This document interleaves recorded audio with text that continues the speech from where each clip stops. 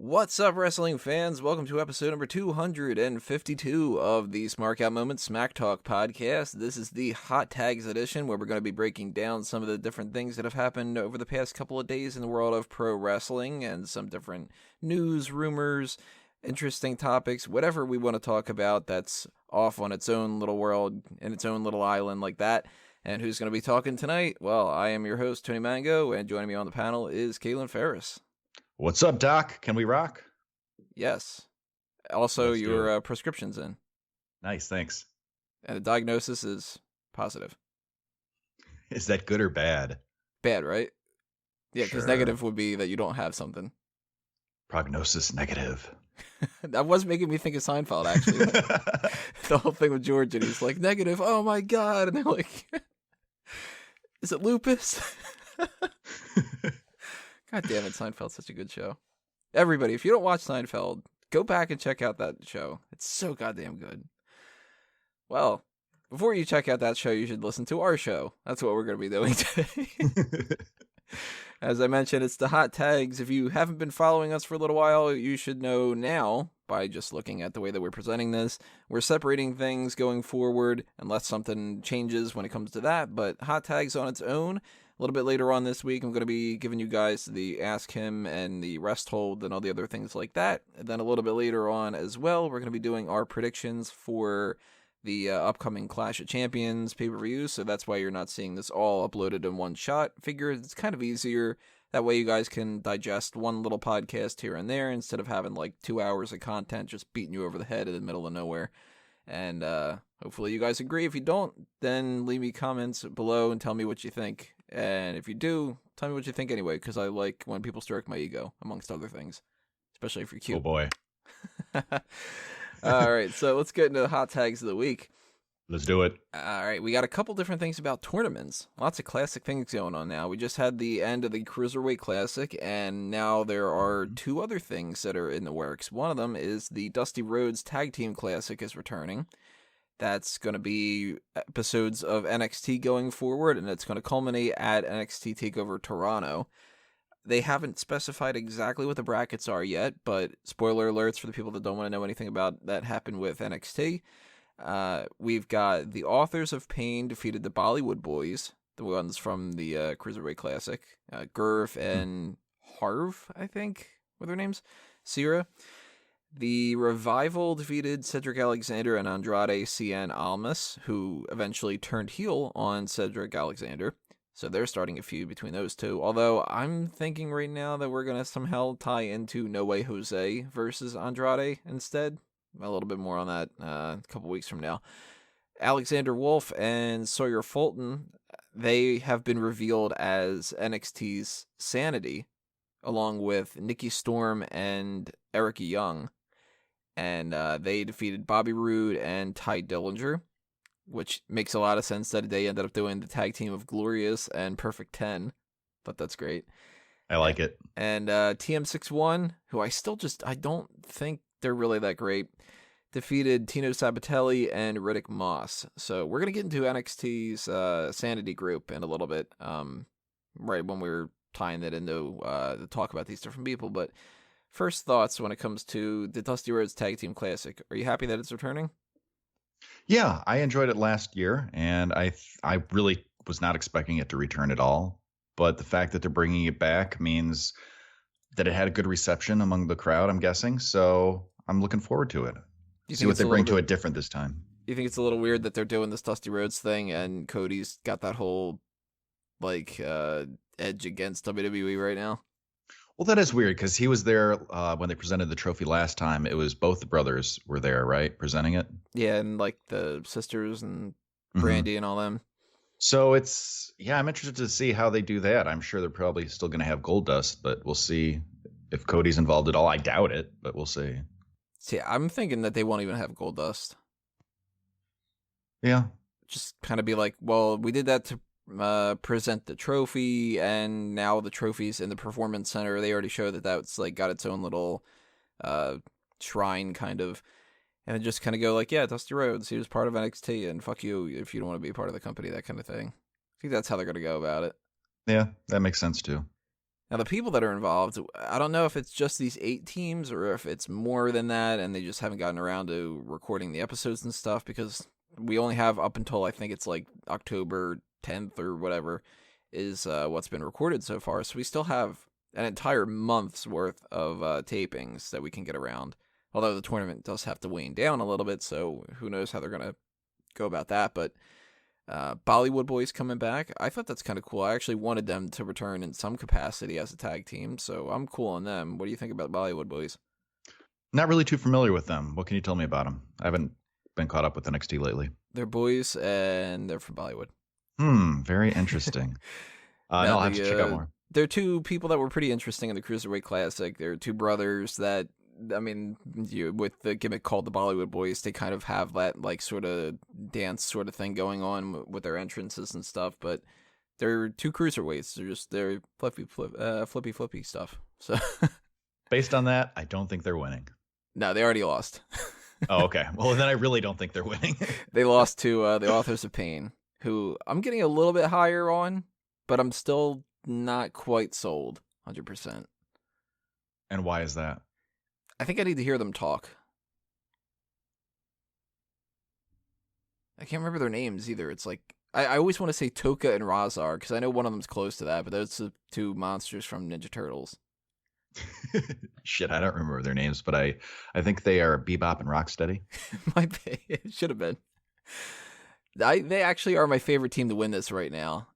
And if they don't, it could be either the Revival or SAnitY. We already know that Cedric Alexander and Andrade Almas lost to the Revival. And it would make sense to me if the tag team champions were in the finals or the winners, but they haven't said that this is like for the championship. So they could lose and just have like a title match separately. And that seems like that would be perfectly fine. Yeah, I don't think Revival right now, based on what I know, should win this because they don't really need it. They're already over. They're the tag team champions. And I think this should go to progress some other sort of story. So SAnitY is relatively new. So help that push them to the next level maybe, or Authors of Pain, take them up to the next level. So right now that's kind of where I'm leaning. Now with SAnitY, that's Eric Young, Nikki Storm, although they're not involved in the tournament, Alexander Wolfe and Sawyer Fulton. I don't really know anything about Alexander Wolfe. Are you familiar with him? No.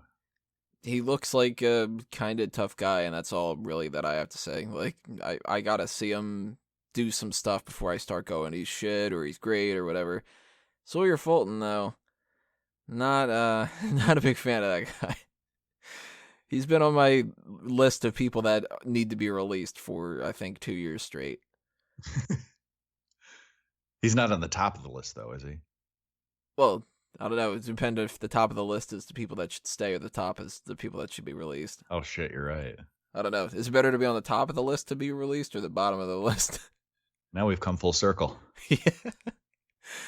I don't know. Either way, he looks awkward in anything that he does. And his tag team with, blanking on his name, Angelo Dawkins, was just, the Shoot Nation thing was awkward. And he started to do he cut his hair differently and he's worn like checker kind of clothing and that looked awkward. And he's just, I don't know, there's something off about him, and I don't really know exactly where they're going with this SAnitY thing. I don't know if they're baby faces or heels. I think that they're heels, because it seems like that would be the way to go.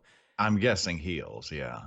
But then again, I'm looking at this tournament, and I'm going, we got the 4 teams that have moved on so far are the Authors of Pain, definitely heels. Revival, definitely heels. SAnitY, probably heels. And TM61? That's weird.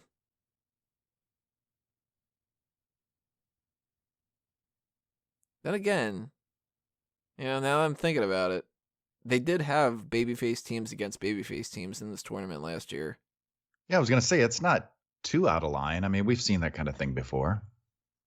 So who do you think... It doesn't always have to be babyface versus heel. It's nice to mix it up once in a while. Who do you think you got winning this tournament? We got the Authors of Pain, Revival, TM61, and SAnitY. Somebody's going to win. I'm going to go with, right now, based on what little I know of the tournament so far, just what you told me, Authors of Pain. I'm putting everything on Authors of Pain. See, I think there's one of two things that are going to happen here. Either Authors of Pain win, and this is like they're kind of like coming out the way that they get pushed right to the top, or they lose by DQ, and then it ends up going to SAnitY. I could see Authors of Pain losing to the Revival through some kind of bullshit, where like Revival are getting their asses kicked, and then Authors of Pain like take it too far and go past the 5 count or whatever, and then Paul Ellering like, oh, they really should have won, and they were going to fucking destroy them and whatever, and it's bullshit that they're doing that. Because the Revival are the only teams that seemed like they would be the ones that actually get around the whole, like, we squeaked by with a win that we didn't deserve. If TM61 ends up going up against them, then they just beat them. Then we got baby faces in the finals. Mm-hmm. Yeah, that would probably make more sense, actually, to have TM61 there, but... Not too high on them. I don't know. Maybe it's the name. Still reminds me of Pokemon. Which one was TM61? Do you remember? Oh, goddamn, I don't remember. Let's see if I can look this up real quick on Bulbapedia. I know that Miguel made a joke about it recently. I think he said it was Willow the Wisp, which is a move that I totally don't remember. You go past Gen 2 and you lost me, basically. Will-O-Wisp, yeah. Will-O-Wisp, yeah. Oh, that's right. Yeah, because he mentioned a Jeff Hardy joke about it, yeah. I still like Thunderbolt. Fuck it. Thunderbolt, Ice Beam, Flamethrower, Psychic. Thunder's better than Thunderbolt, damn it. Accuracy, man. Power. Accuracy versus power. What do you guys think? Leave those comments below. We have another tournament, though, that's going to be coming up possibly in early 2017 is what they're talking about. They are thinking about having a women's tournament, kind of based off of the Cruiserweight Classic.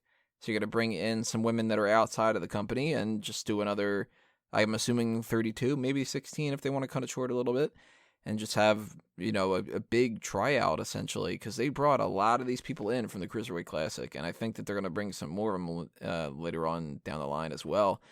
So, first things first, women's tournament, yay or nay? Yay. I say bring in the talent. That way you can sift through them and find out who would work best on TV. You can keep the good ones. The other ones at least have some exposure out there. Exposure on TV. I'm okay with either one, depending on who they put in there. And, eventually, hopefully, the best ones will make their way up to the main roster. So that'd be cool. So is there any people that stand out on the indies that you're aware of that you'd like to see brought into the mix? Gosh, right now, no one's in my mind. What do you got? I got a couple names. I tried to look up some people that I wasn't too familiar with, and a lot of them I just really didn't feel like checking out their matches and stuff. Some of the people, though, are in TNA, which means either like their deals can go up or maybe they can cross over. I don't know. I've heard some good things about Marty Bell, but I haven't seen her. I still think that Madison Rayne is in TNA, and she's always been great.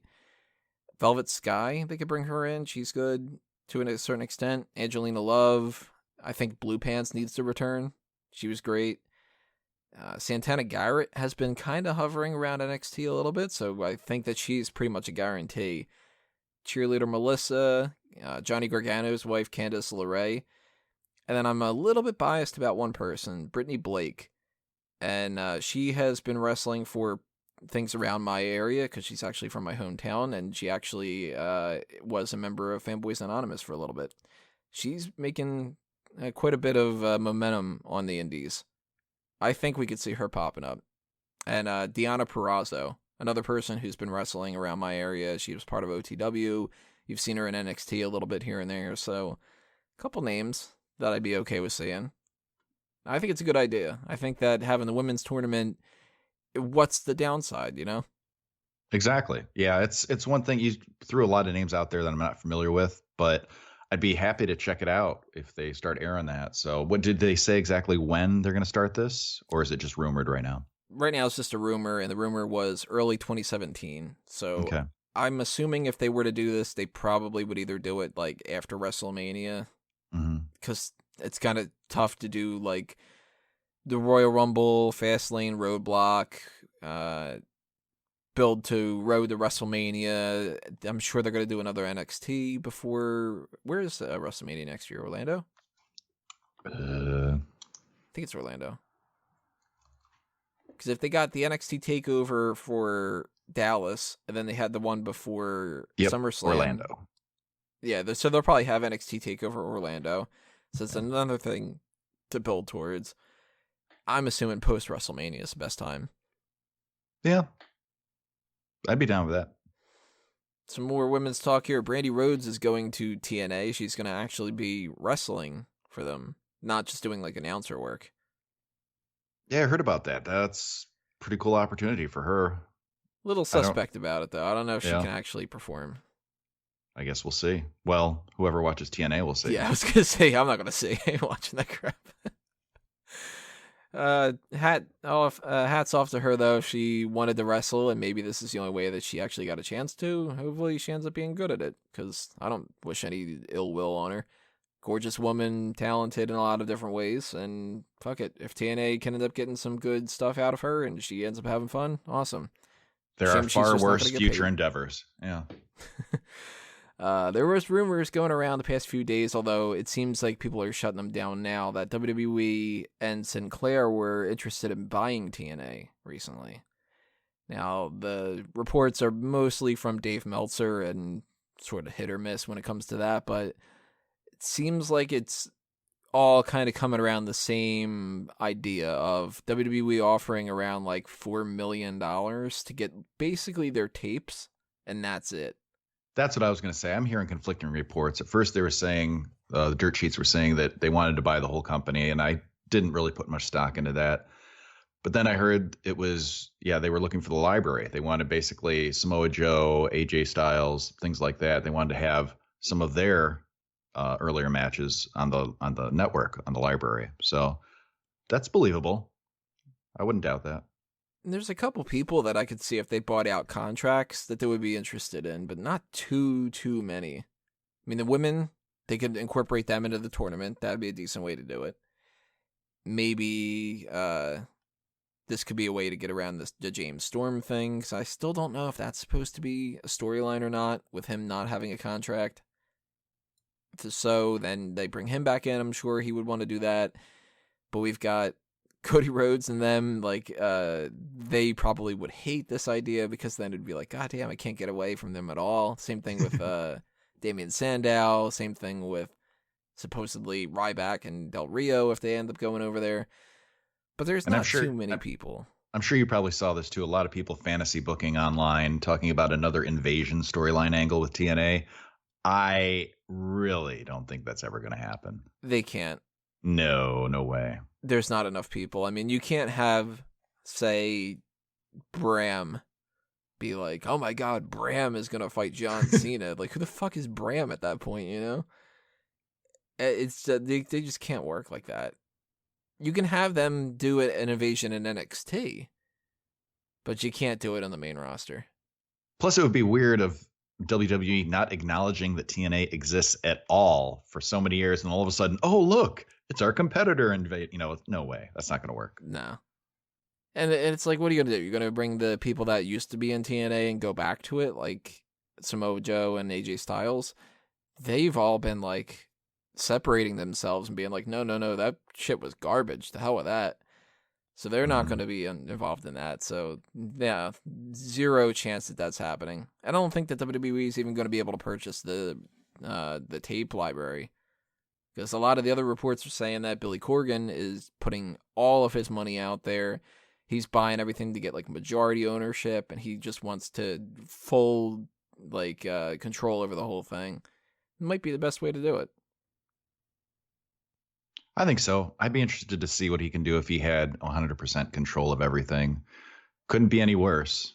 Yeah, that's the best way to look at it. It's like, well, what do? You stick with Dixie and you keep the same crap, or you try something different. Either it's terrible, or it's just the same, or it's slightly better. So, might as well try. Cesaro wants Samoa Joe's Muscle Buster move banned. What do you think about that? Should it be banned? Oh, this I had not heard. Who is he injured with it recently? Tyson Kidd. Well, yeah, shit. That's the main one. I was trying to think, because that was a while ago, though. That was like over a year ago. Who? I don't think he's injured anybody else recently, right? Yeah, that's what I'm trying to think. Damn, I don't know. I don't know. There's certain moves that maybe should be, but that one he's performed many, many, many times since, and I don't think he's injured anybody since then, has he? As far as I know. I can't remember any other instances. So at that point, I kind of think maybe it shouldn't be banned. Maybe it was just that Tyson Kidd was slightly off, or maybe he was already beaten up and that was just the one thing that broke the straw that broke the camel's back or something like that. But then again, I can kind of see an argument for it because it looks awkward. Looks brutal, and it is. But I based on what I know, I don't think it should be banned. Now, if you were to say any moves that were banned that should be brought back, do you think any of them should? Curb stomp. Oh, the curb stomp. Yeah, I forgot about that. I was going to say, I still think that the pile driver should. That's just too good of a move. It is. But I can understand why. Now, I think that they shouldn't keep doing the Owen Hart one that happened with Steve Austin. That one is much, much more awkward. The normal one, though, that like Bret Hart used to do and shit, that's safe. And it's fun. CM Punk did it. It was like the best thing that he did in the past 5 years. I want to talk one more time about SAnitY just to kind of backtrack to that since it's like one of the bigger ones. But we already talked a little bit about Alexander Wolfe and Sawyer Fulton, but we didn't really talk much about Nikki Storm and Eric Young. Is this the best way to go about using Eric Young? Putting him in like a stable and being kind of like a nut job, I guess? I don't know. I mean, there's lots of ways that you could go with this. I didn't watch their debut. I'm going to need to go back and watch that. Oh, it hasn't aired yet. Oh, okay. When is that? Oh, wait. I just found it. The 12th? I think it's the 5th, no. Maybe? Okay, that's coming up. Because I read that they had taped it, but I haven't seen it, obviously, since they haven't aired it. I'm not sure yet. I'm not going to pass judgment because it might work really well. Then again, it might be just awkward as fuck. So I'm going to have to wait to actually see how it works before I can really give my full opinion. So I kind of like the idea behind it. Although, again, we got to wait to see exactly what it is because I don't really know much about Nikki Storm. I don't really know anything about Alexander Wolfe, and I don't like Sawyer Fulton. So maybe the group doesn't have really great chemistry together or not. But Eric Young on his own, I don't think I could really get that far behind. But if he's part of a tag team and he's kind of on like the lesser side of things, that could be a good way to utilize him and not have to put too much faith on him. I don't want to see him fighting for like the NXT championship in a month, that kind of stuff. No, that wouldn't make sense. So if this is a way to use him and not put that much foundation resting on his shoulders, cool. Totally up for trying it. One more hot tag to talk about, though. Emma and Tamina are scheduled to return to in-ring action pretty soon. They haven't exactly said in what capacity, if they're going to be on either of the brands or if they're going to be full-time or part-time or when they're going to be returning or whatever, but it seems like they are going to be coming up pretty soon. Well, so, Emma did return over the weekend, didn't she? I saw photos. She was a ref. She wasn't wrestling. Yeah, she was a ref. Yeah. So, I mean, that's a big step. So they actually had her in the ring. At the very least, that's a step in the right direction where they can trust her to do that physical stuff. Because she had a pretty bad surgery, I think. So it's going to take a long, long while for her to actually get back into the ring and not have that ring rust and stuff. But Tamina... Was that neck or shoulder? What was with Emma? Was it a back problem? Okay. Some kind of a back thing, I think. Mm-hmm. Probably carrying Zack Ryder. Where would you like to see them go? Because I could see arguments for either brands for Tamina, but I kind of think that Emma is only going to succeed on SmackDown. Yeah, I think Emma probably SmackDown, and I would put Tamina on Raw. That's the one that makes the most sense to me, too. Although, this is where it gets a little tricky. Do you put Tamina on Raw and kind of offset Nia Jax? Or do you put Tamina on SmackDown and make her the powerhouse of SmackDown? I don't think each brand necessarily needs a powerhouse. I would say maybe even have her be allies with Nia Jax. Have them just dominate because you have some big star power on Raw. So I think the two of them combined would kind of just rule over the rest of the roster of the women's roster there. So I'd like to see that, how that worked, them together. Because they're going to have some kind of interaction because they both are, the larger size. So having them team up and just steamroll over everybody else, I think would be an interesting thing to see. Or you could do the opposite. Have Tamina go in as a babyface and be the first person that actually kind of puts up a fight against her. Yeah, that would make sense too, but I don't know if I'd be as interested in that. See, I could see a problem coming up, but it all depends a little bit on Paige. If Paige sticks around and they use her as a babyface, then I think Tamina should definitely go to Raw. If Paige is gone, then I don't know. Then it's getting a little tricky because they need people on Raw, but they can't just afford to have, I think that Bayley and Sasha Banks are going to feud soon. I think that they're building towards that. I hope so. And if they do that, then we need another babyface to kind of fill in that spot. Then maybe Emma comes back as a babyface instead, which kind of sucks because then she's taken away from her boyfriend on SmackDown. But then again, Tamina has family ties to SmackDown. She's got Naomi, she's got the Usos, but Roman Reigns is on Raw, Nia Jax is on Raw. So Tamina can go pretty much either way. Emma, though, I'm really leaning towards her going to SmackDown. I think that whatever character change she wants to make, I'm not going to be quite sold on it until I really see that it works because I haven't really liked Emma all that much, but I think she's got more room to grow on SmackDown. I've liked her way more in her heel gimmick than her babyface gimmick she had prior to that. I just don't like the glasses. The aviator glasses? Yeah, that's kind of weird. It throws me off. I don't know. Great body, good wrestler. There's glasses, though. Not a fan. Oh, and her theme song. My God, they got to change their theme. Yeah, that is fucked up. I'll agree with that. Horrible. It's one of my least favorite themes that they have going on. And it's both versions of it, too. The old one was just, ear grating. And then the newer one is ear grating for the beginning of it. And then just kind of it reminds me of a video that I'd be clicking on YouTube of somebody trying really poorly to do a mashup where it's just they're mashing a keyboard or something like that. They're like that cat with the keyboard. That kind of thing. Put the aviator glasses on the cat, make him play the keyboard. Maybe it'll end up being a better version of the song. I think that's it, though, for the past few days. We were recording this Tuesday afternoon, so you never know what's going to end up happening later on. But if anything huge happens, maybe we'll do a small package or something like that. But those are the hot tags for you guys, everybody. Make sure you drop your comments below and tell us what you think about all these different topics and anything else that does happen. Then leave a comment about that as well. Maybe we'll try to respond or something like that. But we're going to wrap this up here for now. Kaylin, anything you want to toss out to the people? You want to unmute your mic? Oh, yeah. There we go. I just said some pretty profound shit there. But I was going to say, if you'd like to hear our predictions, we're going to be recording that soon for the next pay-per-view, so make sure you check that out. And you can follow me on Twitter at Kalen Ferris. Alrighty, guys. You should know the score by now, but if you don't already, then make sure you hit that subscribe button and hit that like button as well. And follow us on Facebook and Twitter at SmarkOutMoment. Keep checking SmarkOutMoment.com for more things coming up your way because we got SmackDown tonight and predictions and all the other kind of stuff that's going to be happening over the next few days. So hopefully you guys will have fun checking that stuff out. I know I'll have a modicum of fun doing it. So thank you all for checking this out, everybody. This has been another Smark Out Moment, and we're being counted out.